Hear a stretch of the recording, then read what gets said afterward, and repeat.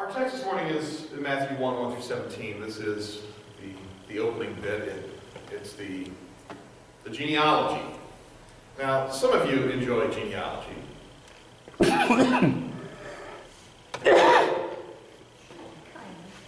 Sort of, maybe. You'll notice this is an interesting bit. There are a lot of names. But you'll notice there's a certain percentage of that ancestry that's missing. The mothers are missing. This is a pretty standard Jewish genealogy at the time. Very common. And the other thing, like when I work on genealogy, I don't skip generations. So-and-so was the parents of so-and-so, and he married this person, and they had these kids. In biblical genealogies, you mention the people that matter. Not that everybody doesn't matter, that's not what I'm saying. The people that have notoriety, the people whose names would be mentioned. And known. I mean, there's certain names that we know. If I say George Washington, you know exactly who that is, right? And if you start talking with family, there are certain names in the family history that you know. And there's some that you don't. This way, the names that are mentioned are the ones that are known. Now, if you want to, you can do this. You can flip over to the Gospel of Luke, look and see who Jesus' grandfather was. But I can tell you what you're going to find. It's not going to be the same name that you find mentioned in Matthew. It's just part of the way the story is told and unravels, because certain people are known and certain people aren't, and so sometimes they're included and sometimes they're not. Does that make perfect sense? Well, let's look at the text together. A record of the genealogy of Jesus Christ, son of David, son of Abraham. Abraham was the father of Isaac. Isaac was the father of Jacob. Jacob the father of Judah and his brothers. Judah the father of Perez and Zerah, whose mother was Tamar. Perez the father of Hezron, and Hezron the father of Ram. Ram the father of Amminadab, and Amminadab the father of Nahshon. Nahshon the father of Salmon. Salmon the father of Boaz, whose mother was Rahab. Boaz the father of Obed, whose mother was Ruth. Obed the father of Jesse, and Jesse the father of King David. David was the father of Solomon, whose mother had been Uriah's wife. Solomon the father of Rehoboam. Rehoboam the father of Abijah. Abijah the father of Asa. Asa the father of Jehoshaphat. Jehoshaphat the father of Joram. Joram the father of Uzziah. Uzziah the father of Jotham. Jotham the father of Ahaz. Ahaz the father of Hezekiah. Hezekiah the father of Manasseh. Manasseh the father of Ammon. Ammon the father of Josiah. And Josiah the father of Jeconiah. I was on a roll. You were. And it goes on like this. How many of these names did you recognize? 2. A few. All the interesting names are before David. And all the really interesting names have a mother connected to them. Now you got to ask the question, why include the mothers of just 4 generations? Because those 4 mothers have really good stories. And they're always surrounded by just a bit of scandal. Now, if you're telling the story of Jesus, why include the scandal? Maybe they had movie critics nowadays. Real life. Real life? I think part of this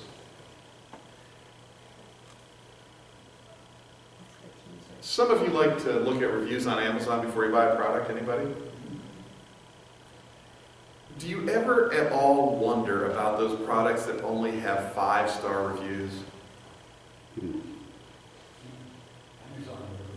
Thousands of people bought this, and everybody says it's perfect. Does that ring true to you? Not one person who's purchased this product has reported a problem with it. Does that sound believable? Does that sound real? Genuine? The story about George Washington cutting down the cherry tree, and when he was asked, he told the truth because he couldn't tell a lie. Does that sound true to you? Yeah.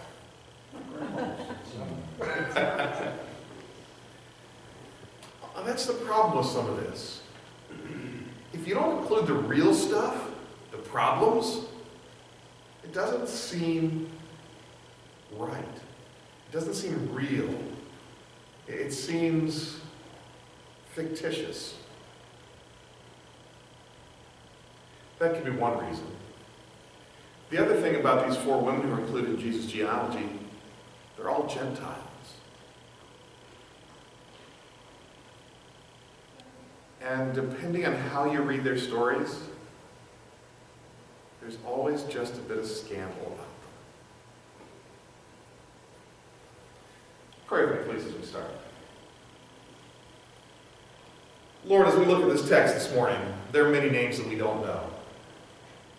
And while we recognize that those who would have read this first or heard it first may have known many, if not all of these names, for us, there are only a few that we recognize, a few that we know their story. So help us to understand what it is we need to hear from this text today. Give us insight and wisdom. We ask this in Jesus' name. Amen. In my quest to be a family genealogist, I traced one branch of my mother's family back to the early 1200s in Switzerland.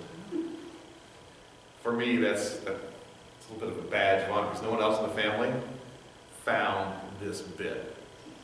I got it.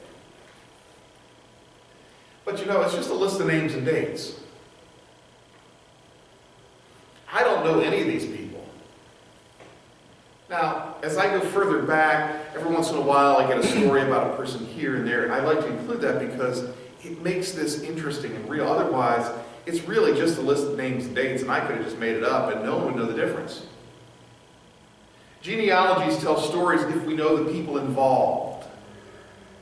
I am convinced that Matthew's original audience, a Jewish audience somewhere in the second half of the first century, would have recognized most of these names, would have understood their stories.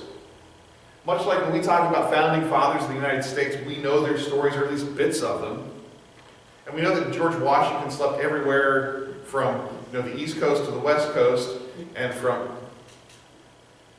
but if you believe the stories, he did. He was everywhere. We know stories because we know a bit of the history. Now we know David, we know Abraham. We get some of these pieces and they help us to understand. Matthew was writing for an audience who knew these stories. These were key words that they would understand who this person was. Because this is how you introduced yourself. When I meet somebody new, I say, "Hi, my name is Kevin Derr. Good to meet you." In the ancient world, you would have said, "Hello, my name's Kevin. I'm the son of Butch, who was the son of Horace." And you go back a few generations. It lets people understand who you are, who your people are, what your family's about. And if you have notable people in that family, you mention them. Here we mention where George Washington slept unless you're a relative, and then you say, he was my great-great-great-great-great-granduncle. We make those kind of things so people understand. Now, if you go to Andrew Conference anytime soon, you get to play the Brethren game. The The brother game is not terribly interesting for me because I only have really 2 generations. But for people who can trace their ancestors back to the brethren who first came over, well, they love that game. Now, if I go to Mennonite gathering, I can play that game. My mom's side of the family, oh yeah. But Church of the Brethren doesn't work. We play these kind of things to understand where people fit into the bigger picture. That hasn't changed. So Matthew writing somewhere around 65, maybe as early as 60, some will say even as early as 55, telling Jesus' story to a group of people who were either already followers of Jesus and come from a Jewish background, or people who were curious about Jesus who come from a Jewish background. So you're going to find as we move through there that terminology like Pharisees or religious terms aren't explained. But if you look in Luke or in John, you may find parenthetical explanations of what a word means or who a group was. This group didn't need that because they were Jewish. They understood what was going on, the terminology, the players involved. So Matthew is writing for this group. Now, if you've ever wondered why Matthew's first in the New Testament, followed by Mark, Luke, and John, most likely it's because that was the order that they understood the books to be written in. Matthew first, followed by Mark, then Luke, and then John. Modern scholarship says Mark first, followed by Matthew and Luke, roughly around the same time, and then John. It's not a big switch, but that's kind of how we see it today, not how it was seen in the 3rd or 4th century. So let's jump into the text a bit. Matthew is giving us Jesus' genealogy. And as the first and the most read book of the New Testament, you know the other most read book in the New Testament, the second most read? Revelation. Revelation, yeah. It's kind of interesting when you think about it. You start reading this book right away, what's the first thing you get? A long list of people's names that you don't know. And yet it's still the most read book in the New Testament. Why? Well, if you're going to read the New Testament, where are you going to start? Matthew. Yeah. I mean, unless you get one of the chronological Bibles that puts everything in chronological order, that's kind of an interesting way to read it, but it's a bit disconnected as well. So you start with this genealogy, and a record of the genealogy of Jesus Christ, son of David, son of Abraham. The 2 big names are dropped right there. As son of David, that means that Jesus is in direct descent from the line of David and is therefore an heir to the throne of David. That's a pretty big connection. Now, is Jesus the only person who can make this claim at this time in history? No. There are others.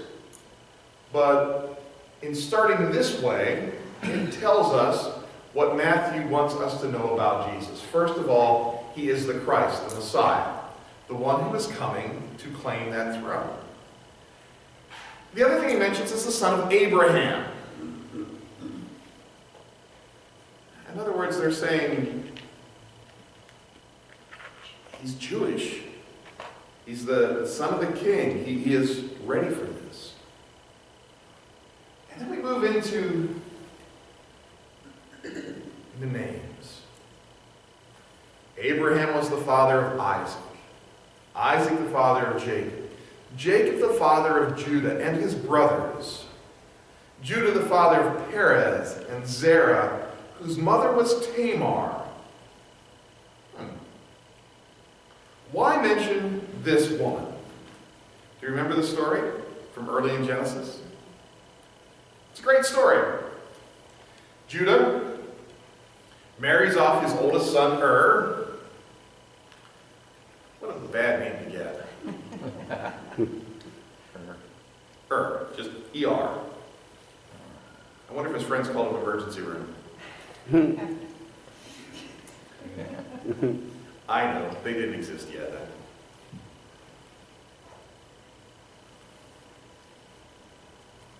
The wife that Judah gets for is Tamar. Canaanite woman. This breaks family tradition. Most of the time, Abraham's descendants have married women who were connected to the larger family network. Judah doesn't do this for himself or for his son Derr. Tamar is apparently a respectable Canaanite woman. All that we know about her is from this story.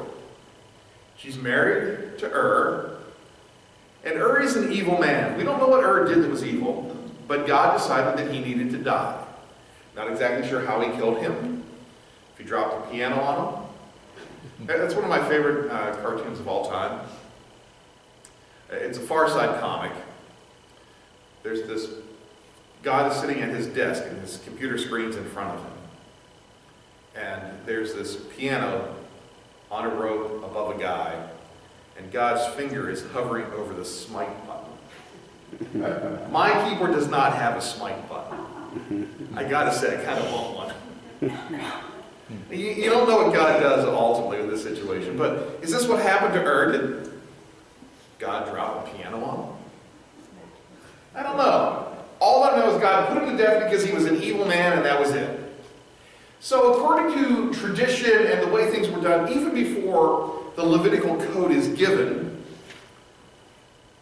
Der's younger brother is responsible to marry his wife and raise up children for him. Now the way this worked was Derr dies. Tamar is widowed after the appropriate grieving time. Tamar is married then to the second son, Onan, who apparently has no problem marrying her and enjoying marriage with her, but refuses to provide children. And God presses the smite button again. The piano drops. Onan is killed. He was an evil man, enjoyed marriage, but wanted another responsibility of raising up children for his brother before he had his own sons. Now,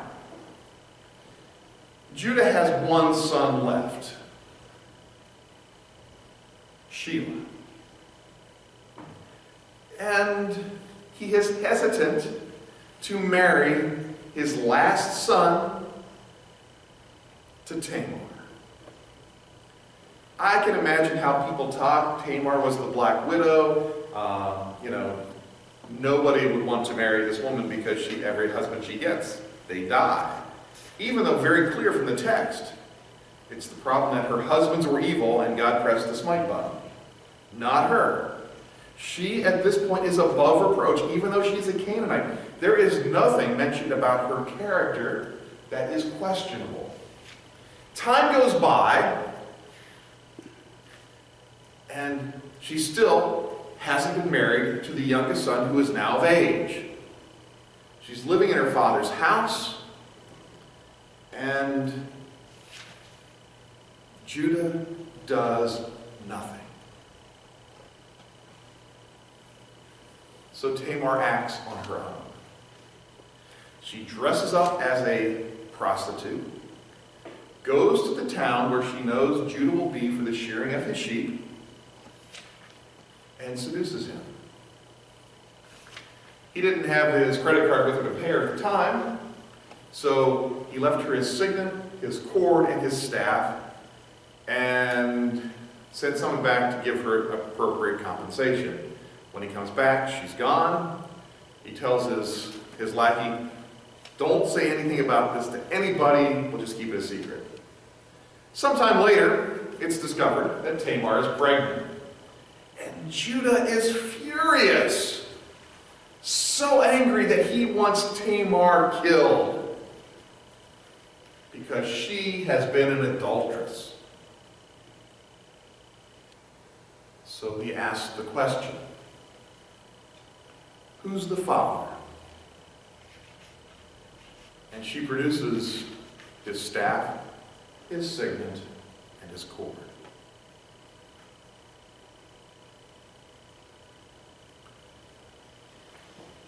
After all this, Judah says, Tamar was more righteous than I. Her twin sons are accorded to him, not to Onan and not to Derr. Odd story, yes? You'd think this would be a one-off kind of story, but it really isn't. As we move through the text, the next we find Perez, the father of Hezron, Hezron the father of Ram, Ram the father of Amminadab, Amminadab the father of Nahshon, Nahshon the father of Salmon, Salmon the father of Boaz, whose mother was Rahab. Do you recall the story of Rahab? She lived in the Canaanite city of Jericho. Get the trumpets out, march with the ark around it once a day for 7 days, and the seventh day you marched around it 7 times. Well, before they did all this, they sent spies in. And the spies were discovered in the city, and guess what? Rahab was the one who helped them escape. Now, Rahab has a questionable story. In almost every Old Testament record, she is referred to as a prostitute.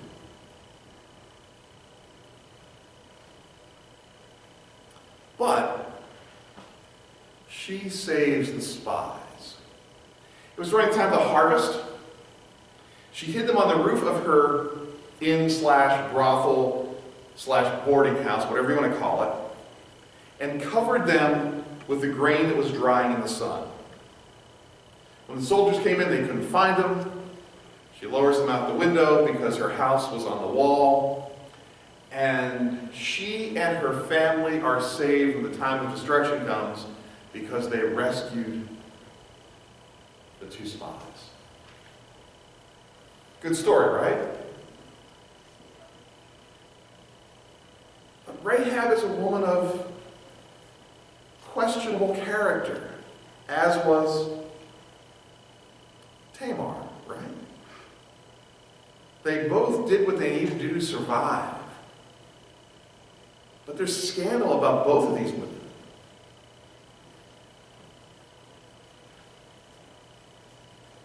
They're both Gentiles as well, Canaanites. Now, Salmon married Rahab. Her and her family were incorporated into the people of God.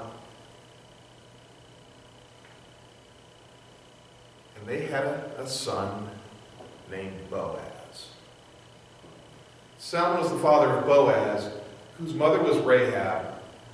Boaz, the father of Obed, whose mother was Ruth. You remember the story of Ruth?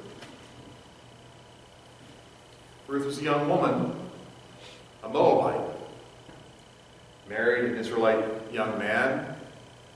Her mother-in-law was Naomi. Naomi's husband dies. Both of her sons die. Ruth stays with Naomi rather than going home to her father's house. And then she follows Naomi back to Israel. They're living in poverty. She's taking care of her mother-in-law. And then she encounters Boaz.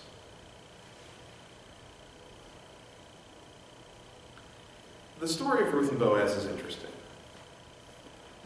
Sometimes we clean this up and make it very PG, and sometimes we tend to tell it in a much more adult fashion.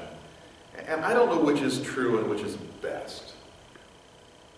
However, even the PG version is a bit scandalous if you think about it much. So, here's a young lady who was sent out to help get food for her and her mother-in-law. So the way this works, you go out in the fields, and as the workers are collecting the grain, you pick up whatever's left. Now, she is not an Israelite, she's a Moabite. She comes from Moab, she's a foreigner. What kind of protection do you think she's going to receive from Israelite men working in the fields? For the most part, none. This is a risky thing. She's going out, this is dangerous. She's collecting whatever falls, and she happens to end up in the fields of Boaz. Boaz is a distant relative of Naomi.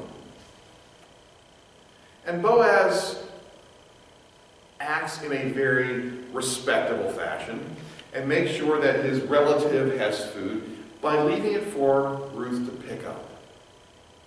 At one point, she's even invited to eat with the female workers that he has and to be part of the crew as they clean up, and she's given extra. She goes home with this huge amount of grain for one day, and Naomi is happy and suggests that she present herself to Boaz to be redeemed as a kinsman redeemer. In other words, present herself to be married to this man. So the instructions that she's given are, go down to where they're thrashing the grain, wait until after Boaz has had a lot to eat and drink and he's happy, and when he lays down, lay down with your head on his feet.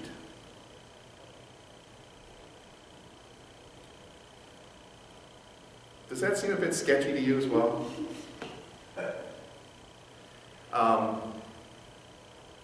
The interesting part of this,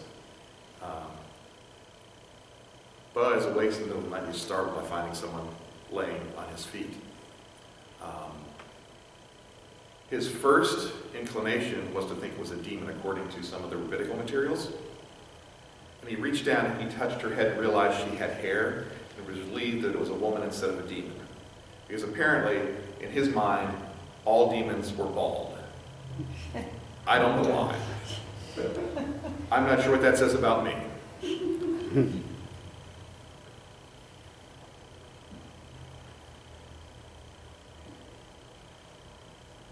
So she presents herself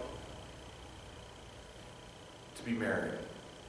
Now there's one kinsman redeemer that's closer in relation to Naomi. Boaz talks to him. He says, no, I'm not interested. Boaz marries Ruth, and Obed is born. Even at its best, this story is a bit scandalous, yes? Again, we're dealing with another Canaanite. A non-Jewish person. I mean, I suppose as Moabite, as people from Moab, they are distantly related, but at this point in history, they're not seen as relatives at all. As we continue to move through this, Boaz, the father of Obed, whose mother was Ruth, Obed was the father of Jesse, Jesse the father of King David. David was the father of Solomon, whose mother had been Uriah's wife. I suppose we're going to be honest, she must be the least respectable of the four because she doesn't even get her name mentioned. This is Bathsheba. You remember this story. There's a war going on. David's at home in his palace in Jerusalem, and he is up on the top of the house, and he is enjoying his coffee in the morning or something. I don't exactly know how this works. And he's looking around, and he notices Bathsheba bathing. So you instantly have to ask the question, was he looking for her? Did this just happen? Or was she presenting herself to be seen? And you know what? I can't tell you the answer to any of those questions. The end result is, David sends her a text, said, hey, come on over, hang out with me for a bit. She does. She comes over, and she goes home. A few weeks later, she sends a text back, guess what? I'm pregnant. This is not good. So David says, all right, I'll take care of this. Not a problem. He calls to the front lines and said, send Uriah home for a bit. I need to talk to him. So he comes home. Uriah comes in to see David. David talks to him. And Uriah is this upstanding guy. He is the righteous one in the story. Instead of going home and enjoying his bed and time with his wife and good food, he sleeps at the door of David's palace.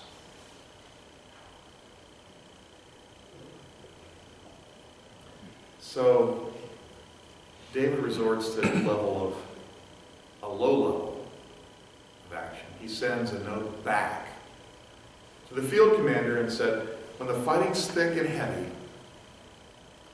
have Uriah lead. And when it gets really dangerous, withdraw your troops, but leave them there to be killed.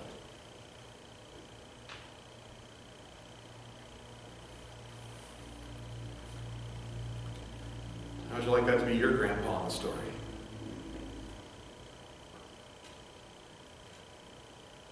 So Uriah dies in battle. David marries Bathsheba, and the scandal is hidden. Except for the prophet Nathan, he comes and confronts David. Their first child dies. The second child is Solomon. And Solomon is the line through which Jesus' genealogy is traced. There's no way around the question that Mary's pregnancy had to be a bit of a scandal. She and Joseph aren't married, and she's pregnant. I mean, Joseph's response, as we'll see a little later, is to put her away quietly, to divorce her quietly, not to cause her or her family public shame, and let whoever is the father of the child claim the child and raise him as their own. But Joseph has this dream to take Mary home. An angel says it's okay. This is from the Holy Spirit.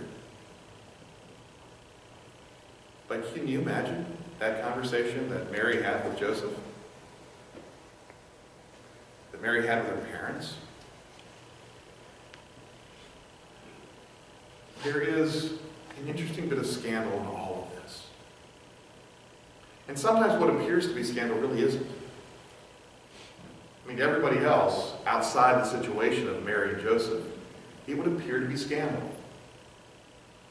The funny part is, all the scandal in Jesus' theological line on the other side is real. It's genuine.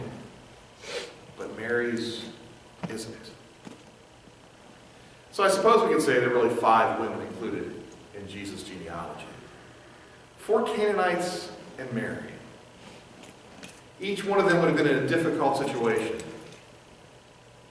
Tamar had to act in order to receive what was hers. Rahab risked her family to save these 2 spies, and in the end saved them from the destruction. Naomi and Ruth return. Ruth comes back, and she didn't have to.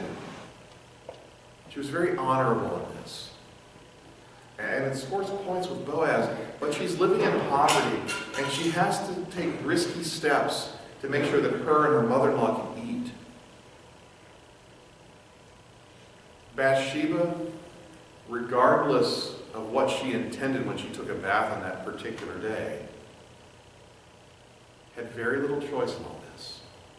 When the king summons you, you come. It's that simple. They act within their situations to do what they can to protect those that they love.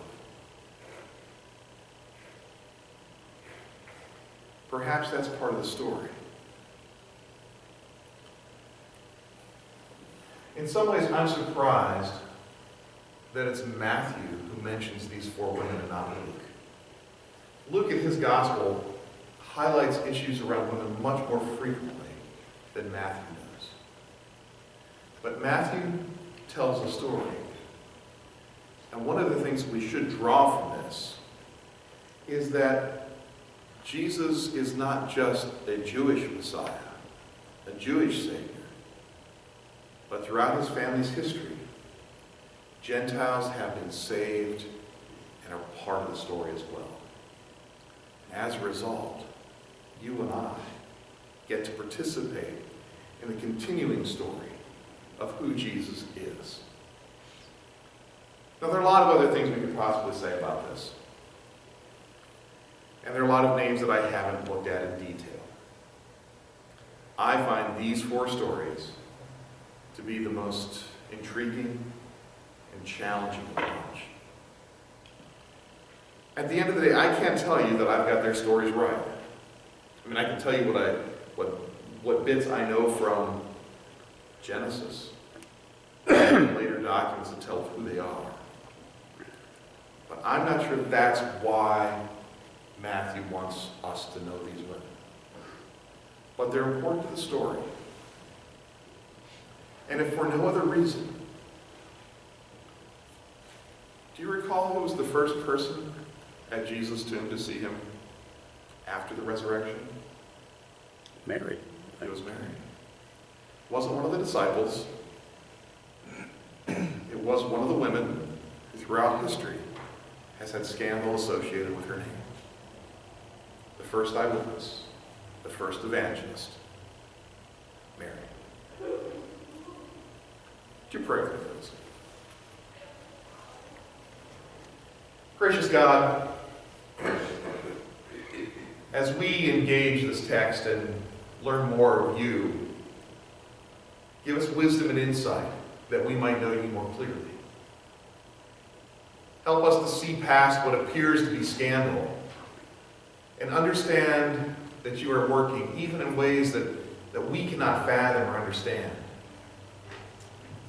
Help us to see past what is on the surface and know the truth that you have for us. We ask this now in Jesus' name.